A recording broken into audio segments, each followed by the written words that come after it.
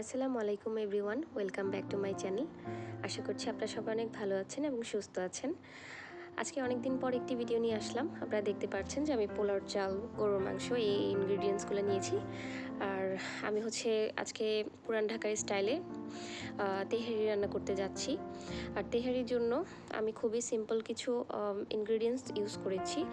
এর মধ্যে আপনারা অবশ্যই এখানে আমি যে তেহারিটা ইউজ করেছি, পুরান ঢাকার তেহারিতেও সরিষার তেলটা মাস্ট ইউজ করা হয়, তো আপনারা সরিষার তেলটা অবশ্যই ইউজ করবেন। পাশাপাশি আমি পেঁয়াজ কুচি করে নিয়েছি, আদা বাটা, রসুন বাটা পেস্ট আছে। তারপর আমি শানের মশলা 1 চা চামচ শানের মশলাটা নিয়েছি, বিরিয়ানি মশলা যেটা, আপনারা চাইলে এটা স্কিপ করতে পারেন। আর গরম মশলা নিয়েছি, একদমই সিম্পল কিছু গরম মশলা যেটা আমরা সচরাচর ইউজ করে থাকি, ওগুলাই নিয়েছি।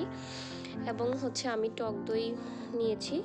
টক দইয়ের পাশাপাশি আমি 1.5 চামচের মতো আমি গুঁড়া দুধ নিয়েছি। ওইটা আমি বিরিয়ানির যে চাউলটা যখন দিব তখন আমি ইউজ করব। তো এখন আপনারা দেখতে পাচ্ছেন যে আমি রান্নাটা ফাইনালি শুরু করে দিলাম।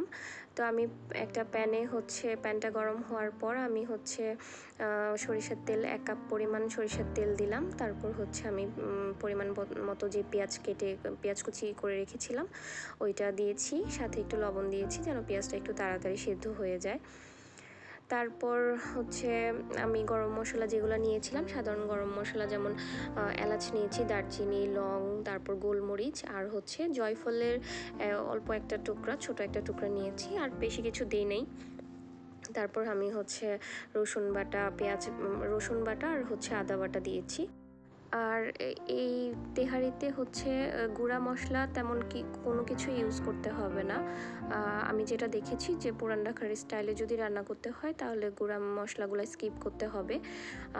একদমই সিম্পল একটা রান্না হবে। আর এটা কেবলই কাঁচামরিচ ইউজ করা হয়, কাঁচামরিচটা ইউজ করা হবে এখানে। আর আমি 1 চামচের মতো আমি জিরা গুঁড়াটা ইউজ করেছি, একটু ভালো একটা ফ্লেভার আসবে।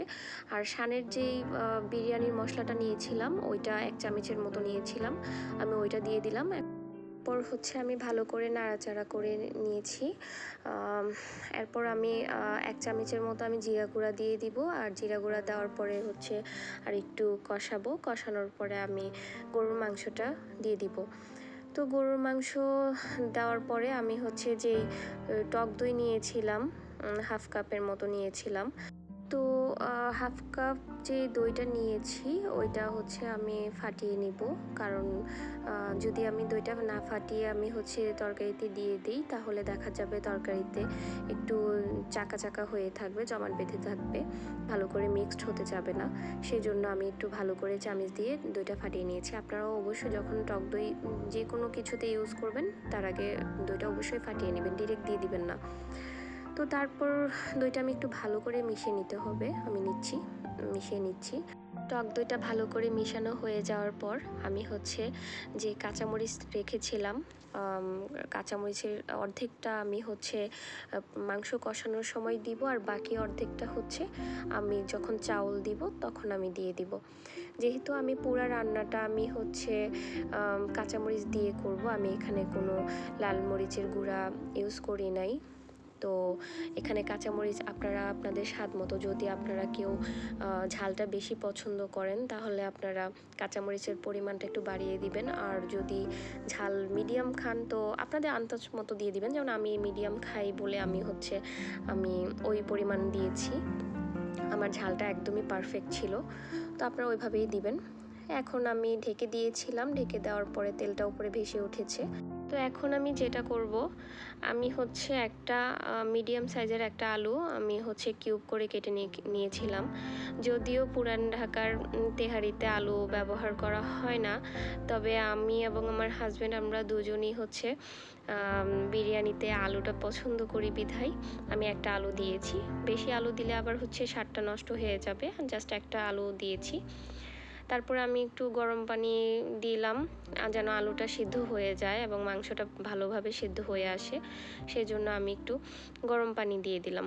আর গরম পানি দেওয়ার পরে আমি স্বাদ মতো লবণটা দিয়েছি।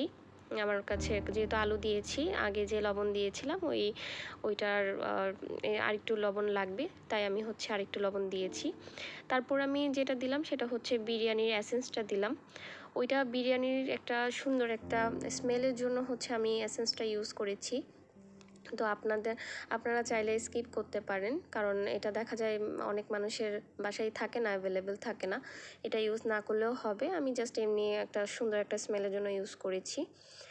তো তারপরে আপনারা দেখতে পাচ্ছেন যে আমি হচ্ছে আলাদা একটা বাটিতে যে মাংসগুলো ছিল, ওই মাংস এবং আলু যা ছিল ওগুলো সিদ্ধ হয়ে এসেছিলো, তারপর আমি এগুলো আলাদা করে তুলে রেখেছি। তুলে রাখার পরে যে অবশিষ্ট যে তেল এবং ঝোলটা ছিল ওইটার মধ্যে আমি ধুয়ে রাখা পোলাওর চাউলটা আমি দিয়ে দিলাম।